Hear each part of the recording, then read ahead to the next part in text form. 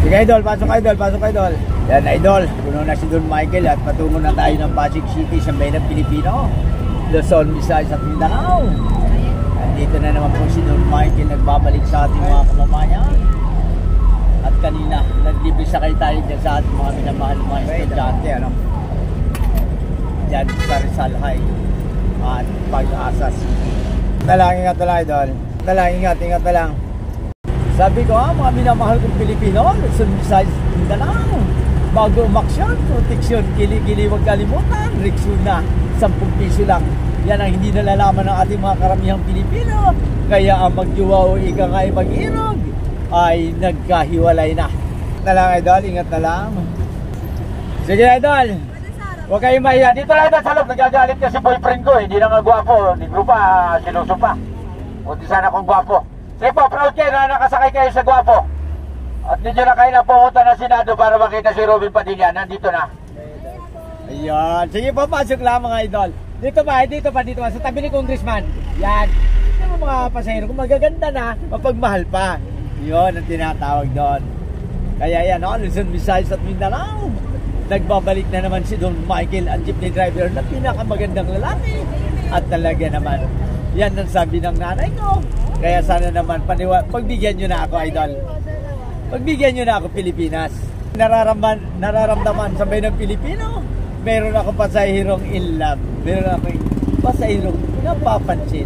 Sa pamamagitan ng kanyang mata, siya ay 100 billion na nagmamahal sa kanyang boyfriend. Wow naman. Yan si idol ko. Ingat na lang idol.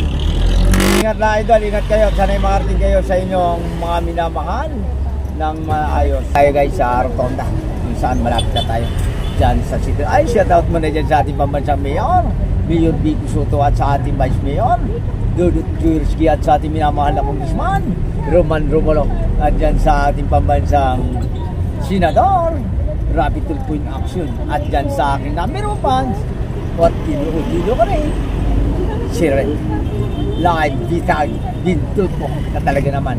Pag sinasabi ko nga ako si Robin Padilla, talaga napakagandang lalaki o napakaganda ng aking pakiramdam sa bayan ng Pilipino. Hindi na nga tayo gwapo, kailangan medyo ano lang. Pag hindi ka gwapo, ka masyadong masama ugali. Don Michael nga kahit hindi napakagwapo na ni Don Michael, mahirap na nga magpaliwanag. Mahirap din palang buhay mayaman no? Sa bayan ng Pilipino, ito ay kunting kwentuhan sa aking mga kaibigan. Napakahirap ng piling mayaman.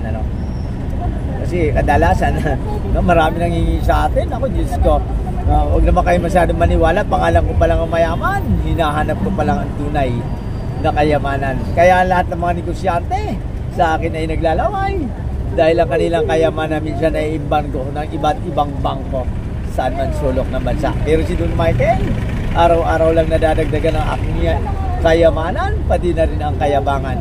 The best si Don Michael para sa Pilipino. Yan idol, magbabalik na si Don Michael dyan sa mga putong iniwan, sinaktan at kayo pinabalikan. At nagsasabi Don Michael, kailangan ko ba siyang patawarin o bigyan ng isang pagkakataon? Okay, para siya ay muling mahalin.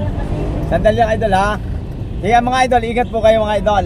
Hanggang sa muli. Ingat, hanggang sa muli idol. Guys, nandito na tayo sa tapat ng City Hall, kung saan ang mayor dito, si Mayor Vico, na kasing gwapong araw ni Don Michael. Kaya minamarites na ako sa bayan ng Pilipino. Sabi ko, kung imarites mo man si Don Michael, hindi kita itidimanda kahit saan hukuman. Basta nagsasabi ka lang ng katotohanan. Kaya, gulang Don Michael. Yan po Pilipinas, nandito na tayo sa palengke at isang magandang gabi Pilipinas. At sana huwag po kayong magsawa na sumubaybay kay Don Michael. At pangako ko Pilipinas, gagawa si Don Michael ng maraming mabuti para sa ating mga kababayang Pilipino. At lalong-lalo na dyan sa ating mga minamahal na mga estudyante at mga senyor. Mabuhay saan man sulok ng Pilipino. Ingat po kayo. Basta't ako'y proud, ako ay isang jeepney driver Pilipinas. Talaga napakagwapo talaga si Don Michael. I love you.